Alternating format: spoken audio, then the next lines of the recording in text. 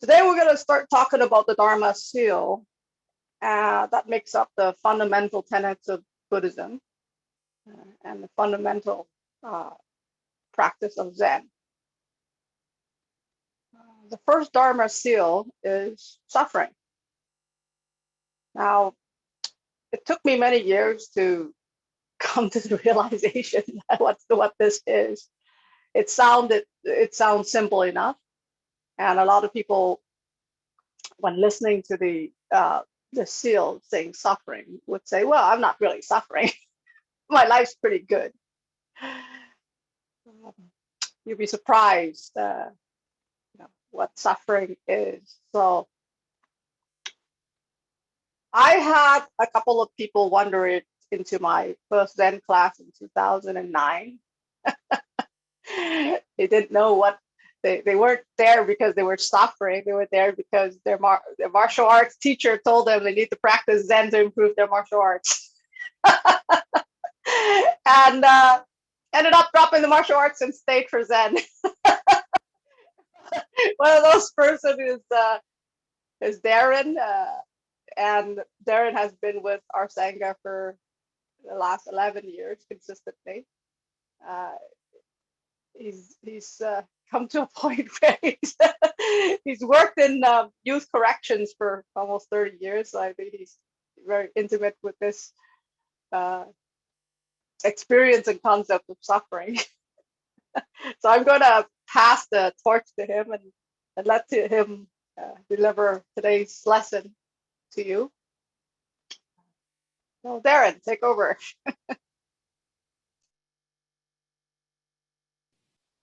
Hi, everyone. I would like to thank you for being here today, and I would like you to know that I am a student. I'm still learning, and I would like to share my experiences with you and my ideas about suffering or unsatisfactory life, so to speak. There's a couple of things we need to kind of talk about. I'd like to start by doing some terms and also talking about the 3 Dharma seals, and sometimes 4 according to some of my research. And then what I'd really like to do is I want to get through that part of it. So that's going to be a little bit by rote. And then I would like to talk about my own experience and kind of what that looks like, and a little bit about myself and about my life and how I've found dukkha, or this unsatisfactory life or itch, to have affected me.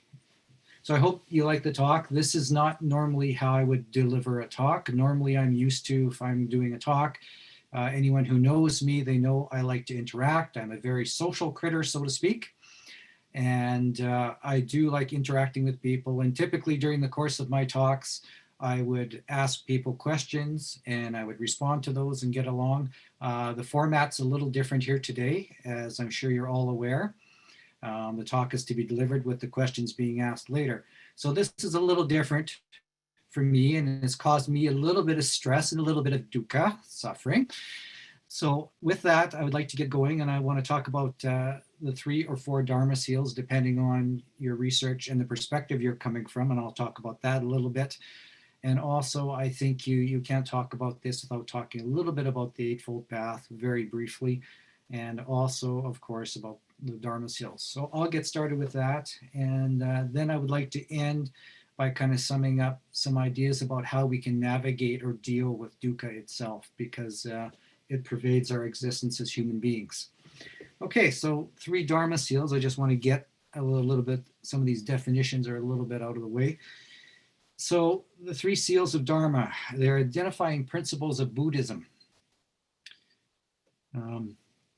And they include impermanence, non-self, and in some cases nirvana. The 4th is sometimes added, which is dukkha, depending on your perspective. So sometimes people say there's 4 seals instead of 3. Anyways, so impermanence means that nothing is lasting or fixed. Everything is temporary, changing. And you can see this in your own life. All you have to do is look at ourselves, and as we celebrate birthdays, to see the changes we are experiencing. Non-self refers to all things and phenomena that are without self-nature. They have no independent existence of their own. I am not going to get into a lot of detail with some of these because these are the other seals that we're going to be speaking about. So just keep that in mind. And nirvana is the highest state of calm or serenity in which one is released from suffering. Suffering means that all existence is suffering.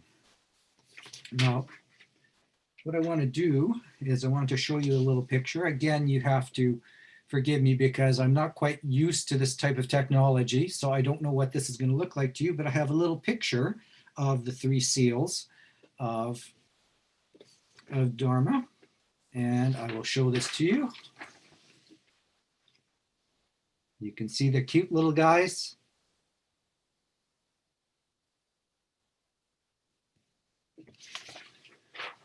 As cute as they like, you have to be careful with these guys because they can sure flip or slap you pretty quick in your experience.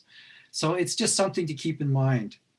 So when we're talking about these things, I would like to kind of talk about that and summarize it. And like I said, go back.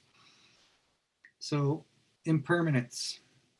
The first Dharma seal is that of all conditioned things. All things of our world are impermanent. Everything we can experience, our senses or with our mind, is impermanent. Everything changes, whether it's a mountain, electronic, a smell or a thought. These things are constantly changing. And as we go about our daily existence, you're aware of this because even when we're cooking, it's a process of change. You start off with your basic ingredients, you put it in the pot, you turn the stove on, you add your water if you're boiling something, and during the course of that, where you have things coming into existence, a constant change, reality, the smells, the shape, the texture of the food changes as we cook. We can experience impermanence in meditation as well. Moment by moment, everything is changing. I'm sure during the course of your meditation, and if you've been able to join us for different classes during the nights, you will realize that, yes, our thoughts are constantly changing and sometimes intruding. So everything we can experience with our senses, our mind, is impermanent. We cannot stop the flow. We also experience impermanence in our daily lives. We notice age-related changes in our parents, our children, even in ourselves. Typewriters, payphones, all of those things that I grew up with and many of you have grown up with are no longer with us. How often do you see a payphone on the street? All of us have these things called now cell phones. And not only do they act as a telecommunication device, they can take pictures, they can send texts, they can do all of these things. So life itself is full of impermanence, full of change. And being an older person, I guess, so to speak, you get caught up sometimes in resisting this change. And when we resist this change, enter dukkha, enter suffering. Okay? So non-self. The second Dharma seal, and I just want to briefly go over this, is that all things are without self. Self means there's an inherent essence that does not change. Not self, non-self, or no self does not mean non-existing. It just means that there's not an inner essence separate from the rest of the world. Thich Nhat Hanh often talked about the fact that we have an interdependence with each other.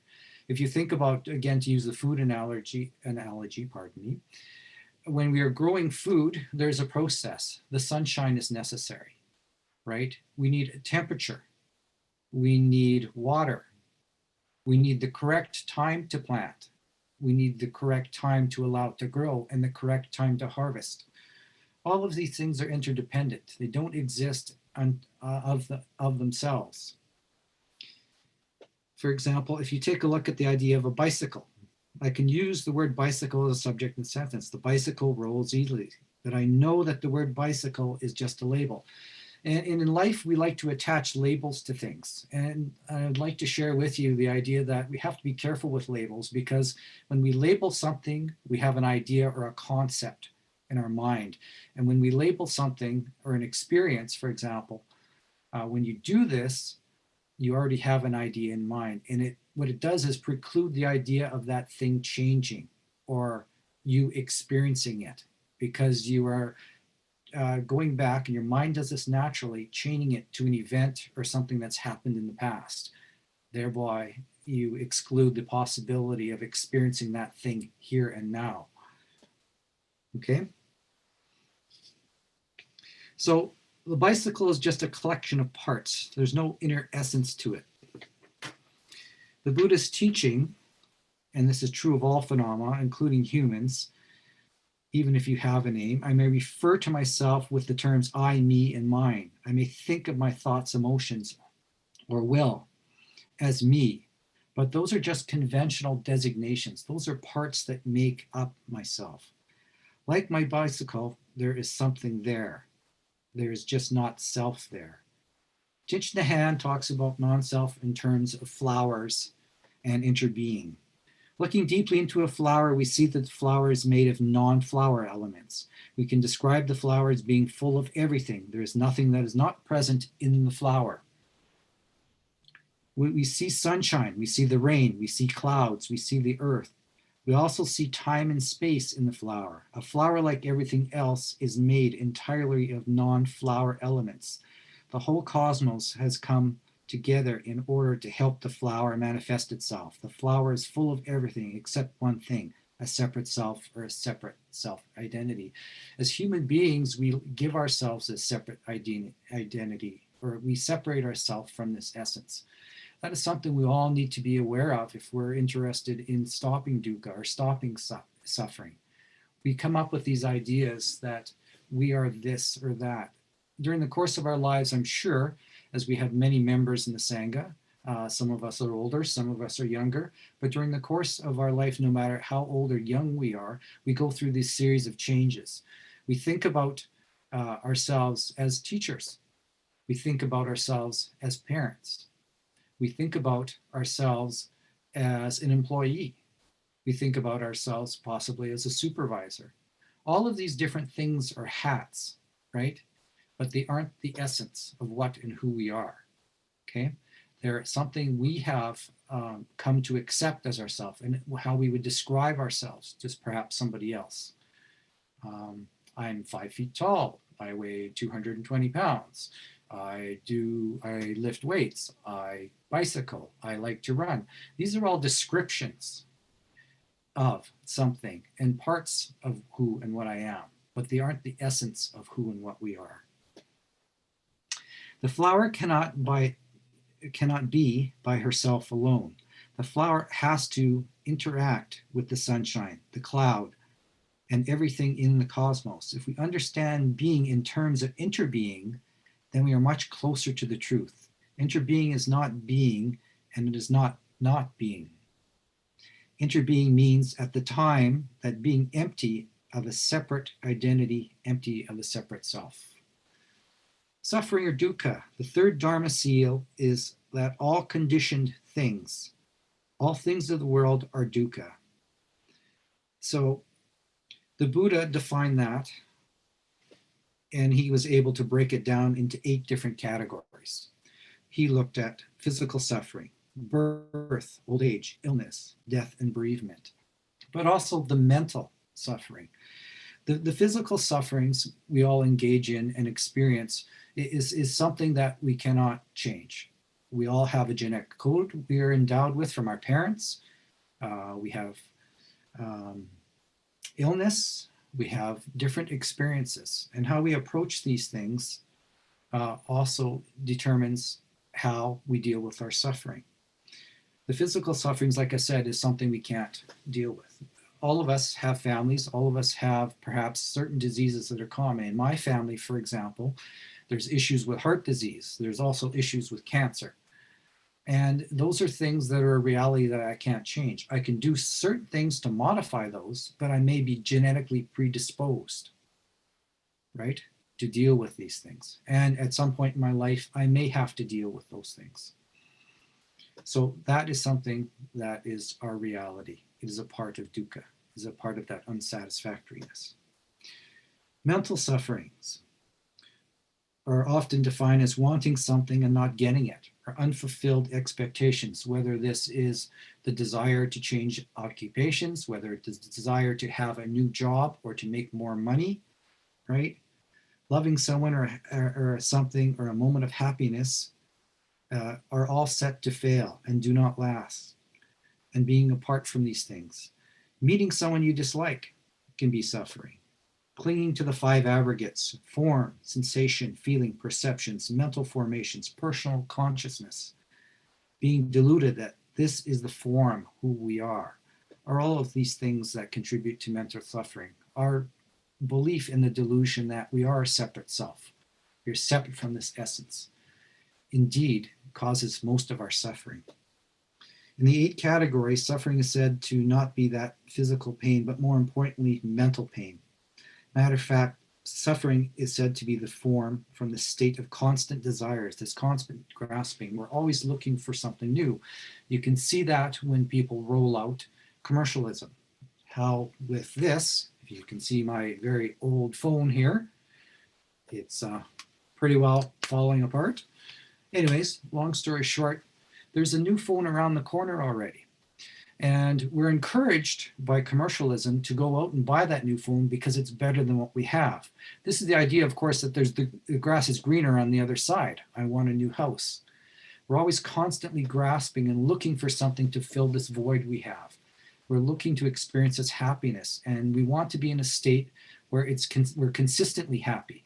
However, that is not reality. Our reality has to be dealt with, or pardon me, experienced. The reality itself, right, is the fact that these things are impermanent. They change constantly, right? They can give you fleeting moments of happiness, right? However, they cannot fulfill that void. There's something else we need to be searching for and looking for. And this is one of the things that constantly give rise to dukkha. This unsatisfactory, it's very subtle, it's underneath, it's underlying our experiences in our life. We seem to be constantly looking for something to replace it or to improve upon it, believing, and we're told to believe that these things are there in the outer world. And one of the realities is suffering doesn't end by looking for things in the outer world, okay? The external. Suffering has to be ended by looking internally, looking inside through the process of meditation, developing that clarity to understand that when we are going through things, that it's impermanent, it's going to end, even though it's difficult at this time and it might hurt. That doesn't dissuade or dilute the experience itself, that it's painful. The reality is it is.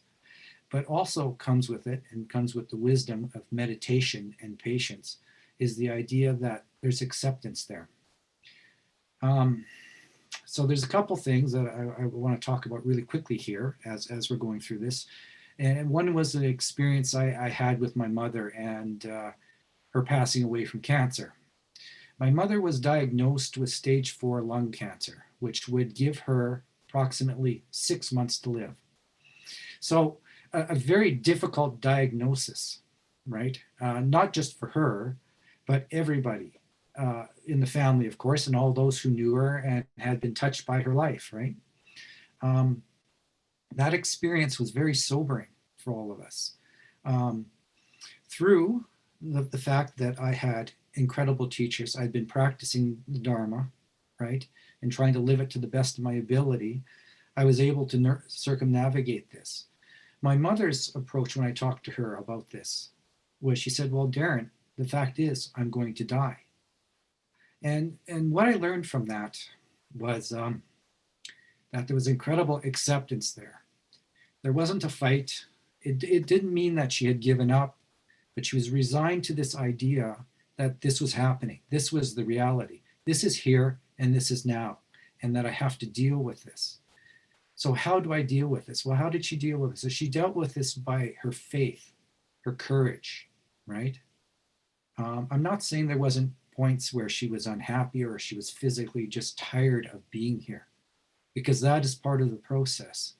But the acceptance and the reality that this is what was happening and what she had to deal with. And then the decision comes to us, and at all times in our life, how do you deal with it? How are you going to respond to this? That is where we have the choice.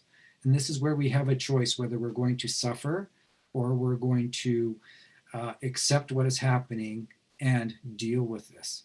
It's imperative. And her choice was to accept this. And instead of being here 6 months, she ended up being here 7 years. And during that 7 years, I can honestly say she only spent about 3 weeks in the hospital. Now, giving her diagnosis and the fact that she had several operations, and because the cancer did spread, she had some brain cancer she dealt with. She had breast cancer. It was in her shoulder and all different parts of her body.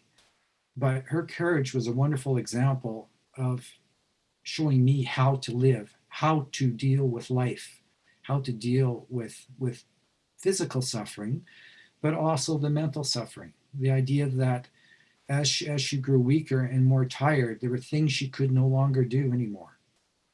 And she gave us all she could. And thanks to my teachers, and this is how you get through these experiences. One of the things my sensei, Lotus, shared with me is spend as much time with her as you can. And I did that. And when it came time for her to pass, I was there. And I was able to be there with her. And the passing for her, while it was difficult for me, I was able to handle that much better because I was able to spend that time with her, that quality time, right? Knowing what was coming.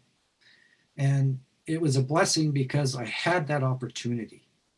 I had that opportunity to be there and I took it. And I took that because of my wonderful Buddhist teachers and the Sangha as a community that was there to support me and to help me through that dukkha, that suffering. And in order to do that, it was an incredible experience. And I'm richer for being at the end of it. And I also have something I can model perhaps my own life and experience on. However, the reality is looking at those things, that was her experience. My experience could be different. And one of the things we have to realize is that our experiences are the only things that we can call ours. Our mistakes are the only things that we can call ours, because that is how we learn and grow. Lotus has said many times and at different times that in the course of things, the reality for us is she can talk about these things. She can share her experiences. But until we make these experiences our own and bring them into our own consciousness, that is when they become real for us. That is when it becomes, like I said, real, I guess is the word I want to use. That's when it becomes our own.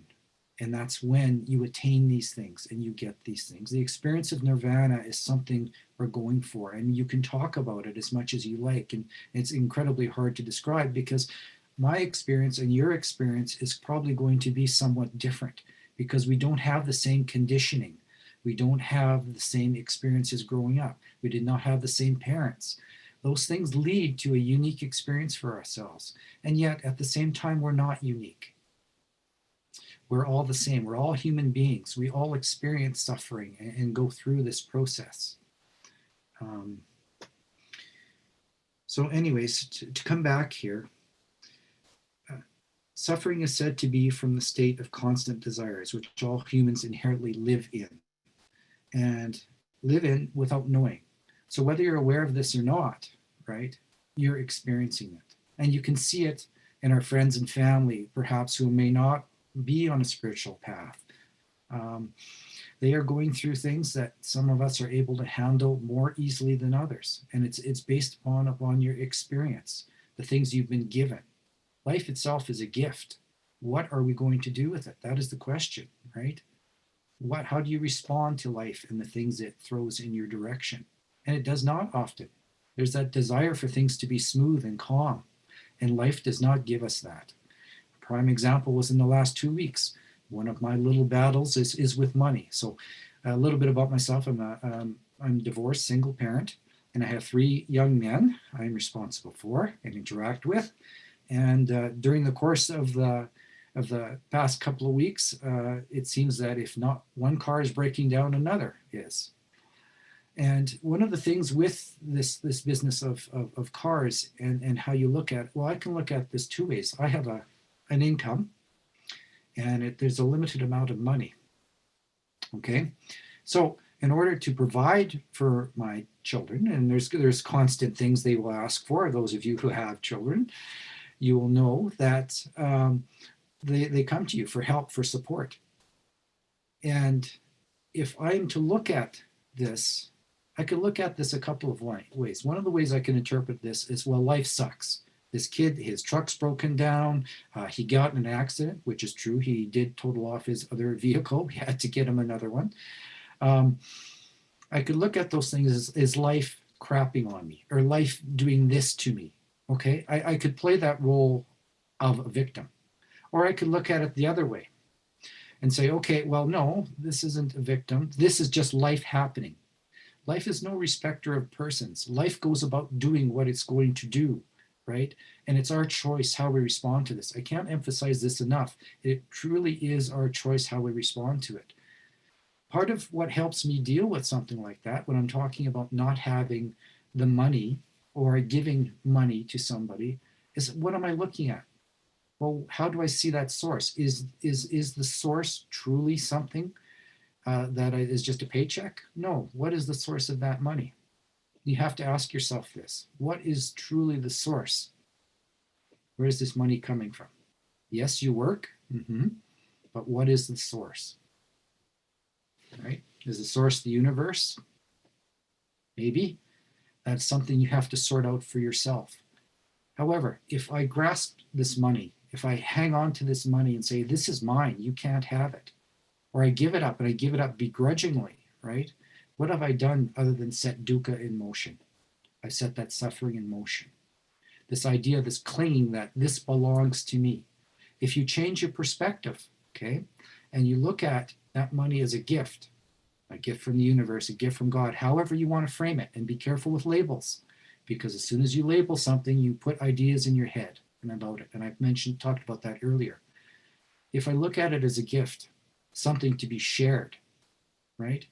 Then I'm coming at it from a different point. And that suffering, right, is a little bit less because I'm connected with my children. I'm connected with the other people. If it's a friend asking for money and I can provide it, or it might discomfort me to provide it, but I do it anyways, right? Those people aren't removed from me, right? The people. My dad had an experience just recently where he had gone to church, and part of the sermon was about giving, okay?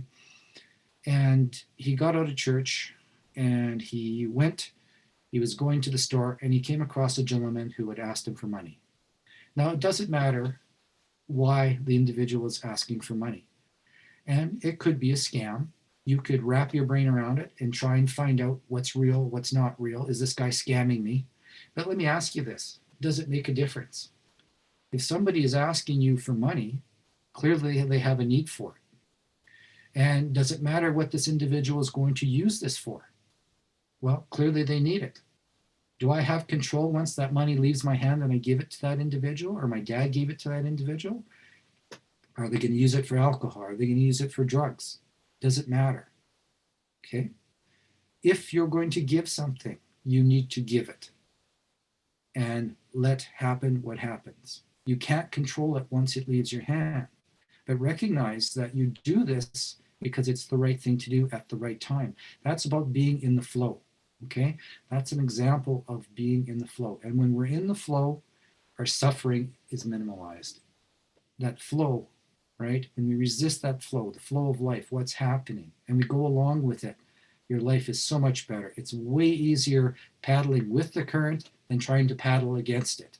And in that river, there's all kinds of rocks that we're going to run into that are going to throw us off our game, so to speak, or our plan. There's that old analogy. The easiest way to make God laugh is to tell him your plans, okay?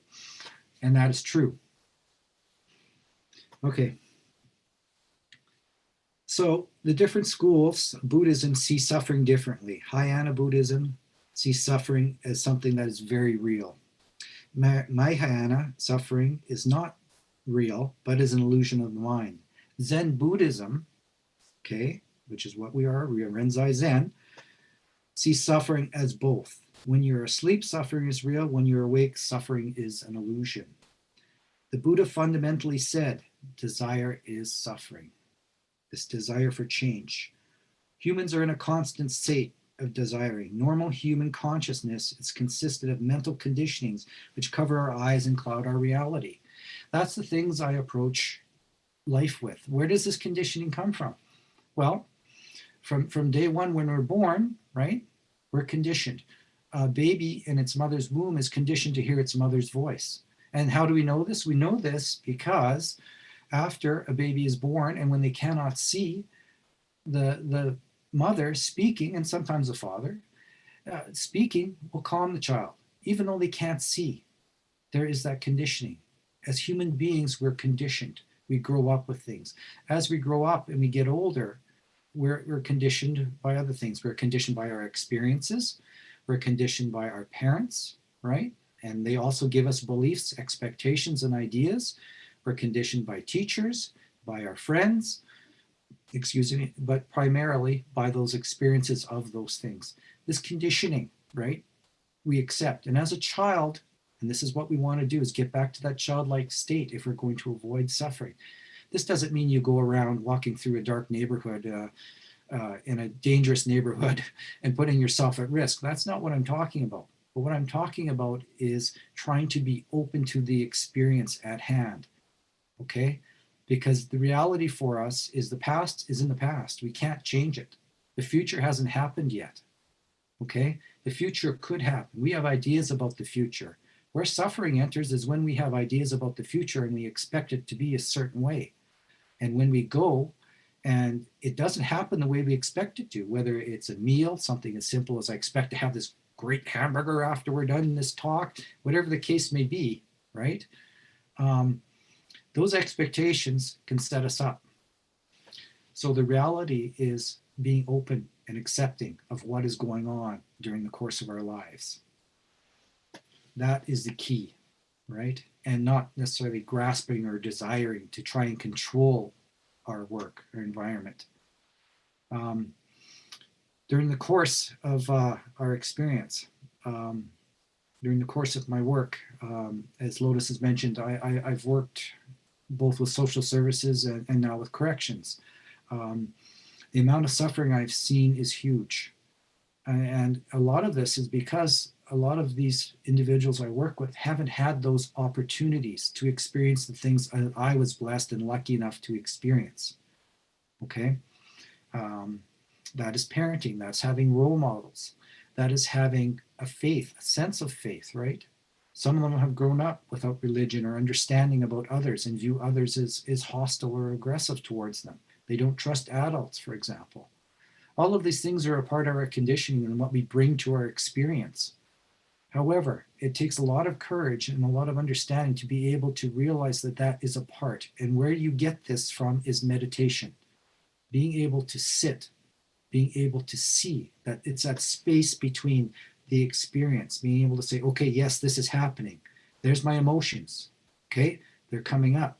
But do you see that you're getting upset or angry because somebody, for example, I've heard this used lots of times, didn't say good morning to you or whatever the case may be. Or in the case of a youth I dealt with this week, that he was very angry and upset. Why? Because he didn't have the coping skills to deal. He thought he was not being treated fairly. Therefore, he became verbally abusive, right? And when I made the statement to him or shared with him the idea that, hey, you're just mad at the world right now, aren't you? He couldn't comprehend what I was talking about and became very abusive. Okay, well, that's where he's at. I have to recognize that. It doesn't mean I have to respond in kind with that kind of verbal abuse or aggression, because that's not solving that. That is a human being who is suffering intently. And he or she, in some cases, hasn't had maybe the opportunities I have. You have to have that ability to sit back and that understanding and to see yourself in that other person. This is key to navigating what's going on out there in our world, our universe. Okay, so humans are in a constant state of desiring. And part of what was going on for him was trying to control that environment, and he didn't have control. That is the other thing that we as human beings need to learn, and we learn it the hard way. We believe we're in control of all kinds of things out there. We're not. That's the myth we tell ourselves, or we like to, because we want to feel secure. We want to feel safe when we walk out that door. But the truth is, as soon as you walk out that door, You don't know what's going to happen and you don't have control over it. What do you have control over? You have the ability to control how you respond to it, right? And part of responding to it means you're aware, right? There's acceptance, and there's a decision about how you're going to respond to it. And also, you have to have some control, right? You have to have some control over those emotions and not let them overwhelm you. Okay, so we see the world through mental filters of the mind, through mental perceptions, which distort reality. And that is the reason for all of our sufferings. There is a dimension of existence beyond the mental filters of the mind, which is the ultimate goal of the Buddhist teaching, which get rid of the ignorance caused by mental conditioning and liberate one from the sufferings, which the Buddha talks about. Suffering, whether it's an acute state of mental anxiety, depression, or normal, everyday anxieties such as stress, physical discomfort, the reality of human existence when the Buddha is alive, it's still alive. We're still experiencing the same things. But the Buddha gave us the remedy or the formula in order to deal with this and resolve it. And that's what we're talking about. Okay? Zen is about focusing on the most important tenet of the Buddha's teaching, the uprooting of the cause of suffering, which is fundamentally the ignorance of the mind. My inability to understand these things and how and my role within the world, right? One of the most important things when we're talking about this is the question, and one of the most important koans is who am I? That is something all of us are called to answer, right? And it will obviously affect how we interact with our universe, with the world as we see it. Okay, that's an important thing we have to resolve, right? And that can be done through, of course, meditation. It isn't enough to know the teaching of Buddhism. It's only a mere start. To really know the teaching is to live it and practice it. That is the other thing. I had mentioned this a little earlier in our conversation. It's one thing for me to talk about these concepts. It's another thing for me to go out there and put them into practice when I've got somebody yelling at me or somebody's coming up and asking for money. How am I going to put these things into practice? Because by putting into practice, I put them into my consciousness and I'm making them mine. I'm experiencing them, right? They become mine. And until we do this, until we put the Buddha's teachings into practice, and other religions will say similar things and have similar ideas and, if you want to say, principles or ethical things you need to follow. There's a reason for that. And if you look at it, a lot of them are very similar to what Buddhism says. But I think Buddhism is one of the earliest that have said these things and have tenets or spiritual laws, as I call them. Okay, putting it into practice is crucial. Without putting it into practice, you don't have that experience or that confidence to move forward, right? You're out on that limb. And that's a part of it too, because there is no way 100%. We always know when you fall out of the tree, you're going to land on your feet. But you need to know that however you land, it's the way you were meant to land. And that's the place you were supposed to be. And there's a faith in that too. This is a part of Buddhism and understanding. It doesn't make it easy to live life because life is changing constantly. It's impermanent. However, it is one of those things that is a fact of life. And it's something we have to get used to as human beings. It's the human experience.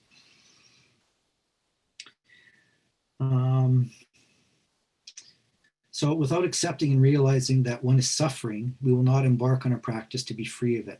Just like an alcoholic who can't accept that he's a drunk and has a problem, so does a person who embarks on a spiritual practice of Zen or Buddhism. You can't be a Buddhist or even practice Buddhism without accepting the reality that everyone, including yourself, is experiencing dukkha or suffering. We're all in the same boat here. We're all in the same boat. We'd like to think we're separate, our experience is different from somebody else, but I can guarantee you the things I've talked about has touched everyone that is listening to this talk right now and will touch them if it hasn't yet, because that is life. That is part of our existence. And with that, like I said earlier, you need that awareness and that acceptance, right?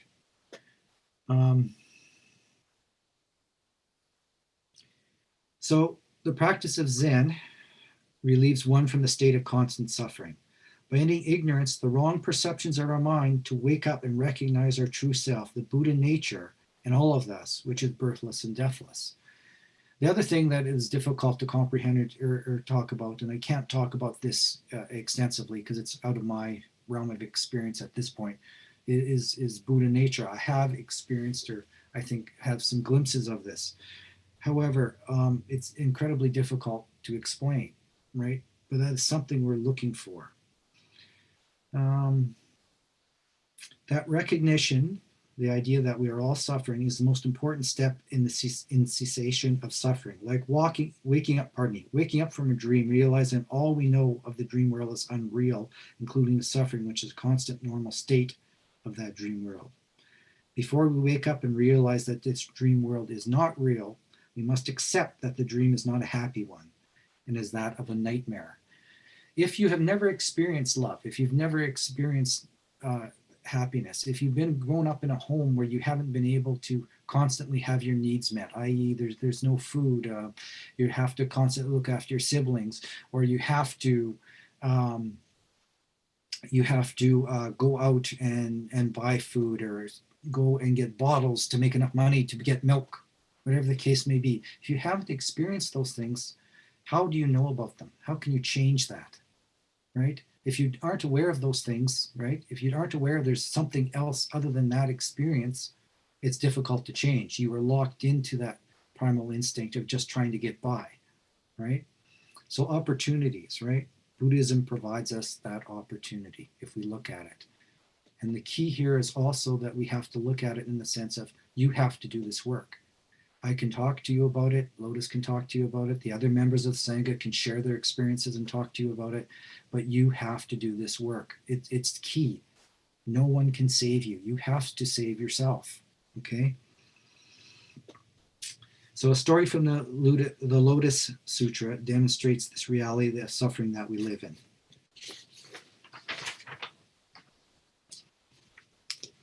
There was a young man who came from a wealthy family, but when he became of age, his father passed away.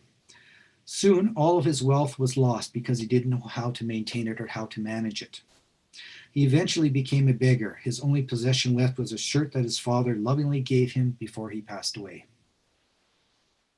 Little did he know that his father knew that he would not be able to maintain the family's wealth, and he had sewn into the young man's shirt a priceless diamond, which its value in riches will never be exhausted. Unbeknownst to the young man that he possessed in this shirt, this priceless diamond, he spent years traveling and begging on the street to get by, suffering and living a poor existence. One day, a close friend of his father saw him, and this individual pointed out to him that his father had sewn this diamond into his shirt. When the young man knew of this, he cut open his shirt sleeve and found the diamond. From that day forth, he did not beg anymore. The practice of Zen is nothing more than serving as this close friend of this young man's father in pointing out the priceless diamond he always had. It is a practice in which one person who knew how to find the priceless diamond points out to the other where to find it. Without the direct knowledge that each and every one of us possesses a priceless diamond inside, we are nothing more than the beggars who beg for scraps of happiness, constantly going from one thing to the other, looking to satisfy our desire or our need.